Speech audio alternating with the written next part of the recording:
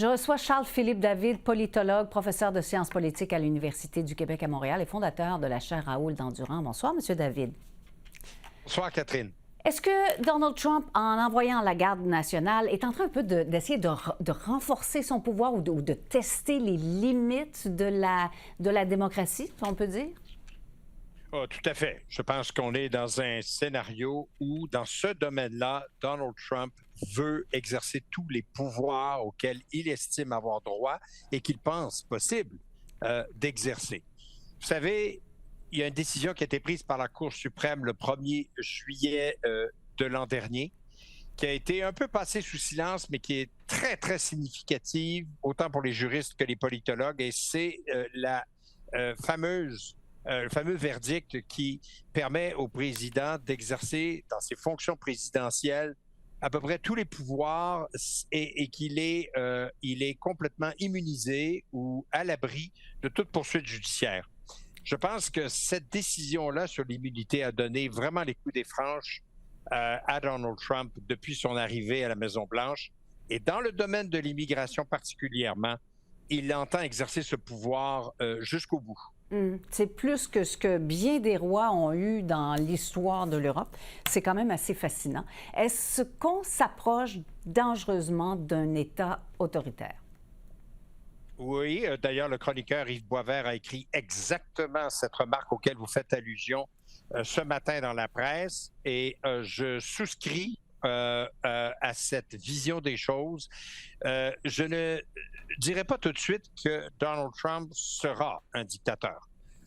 Ça, c'est vite en affaire. Mais il entend exercer tous les pouvoirs auxquels il estime avoir droit et qu'il peut acquérir pour devenir un président fort. Un président qui, en plus, bénéficie du fait que la législature lui est presque totalement soumise, voire inféodée. Il n'y a que les cours, Catherine, qui actuellement résistent au pouvoir de Donald Trump. Et le problème, c'est que l'application des décisions prises par les différentes cours, ça va des cours d'appel, les cours fédérales et la Cour suprême, reste à voir si ces décisions prises par les cours seront respectées par Donald Trump. Ouais. Et ça, je pense qu'on est loin encore d'être convaincu ou rassuré qu'il obéira aux décisions plurielles des cours qui mettent un holà ou en pause ou rejettent, déboutent les décisions qu'il prend.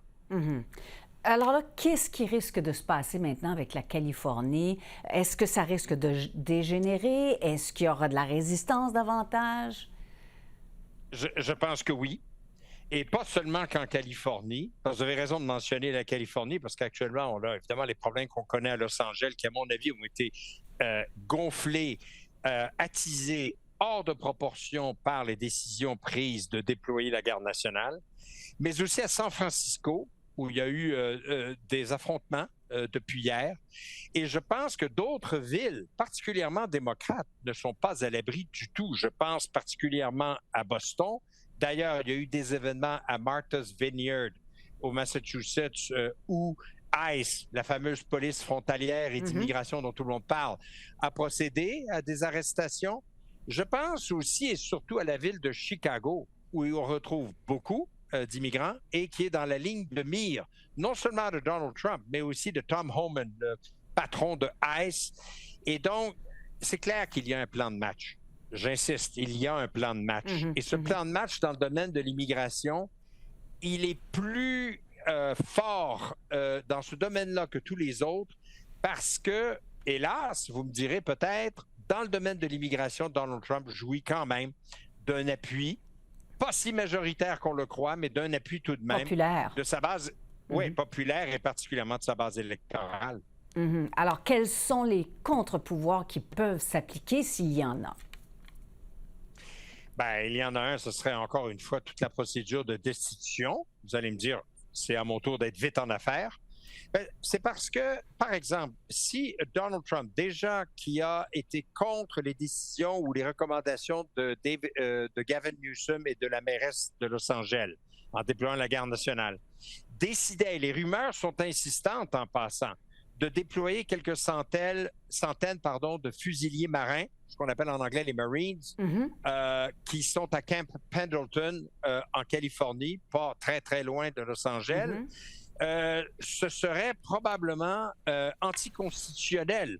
Donc, si cela est le cas, et malheureusement, on ne peut pas compter sur les cours pour rendre des décisions très rapides. Ce serait au Congrès d'agir et de dire, Monsieur le Président, vous outrepassez vos prérogatives présidentielles, mais encore une fois, c'est peut-être rêver en couleur que cela ne se produise. Donc, vous voyez, on est juste au début là, de probablement une affirmation vraiment très forte du pouvoir de Donald Trump.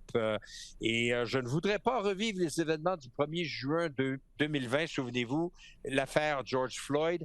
Donald Trump a toujours dit qu'à l'époque, son plus grand regret avait été de ne pas utiliser la loi martiale pour l'imposer dans certaines villes américaines qui étaient en proie, bien sûr, à beaucoup de manifestations et, oui, de la violence. Il a toujours regretté de ne pas utiliser la loi martiale. Je ne peux pas m'imaginer dans un scénario où il y a une répétition de l'affaire George Floyd sur d'autres sujets, comme l'immigration, je ne peux pas m'imaginer ou vouloir envisager la réaction de Donald Trump. Oui, d'autant plus qu'il y avait moins de pouvoir à l'époque qu'il y en a davantage maintenant.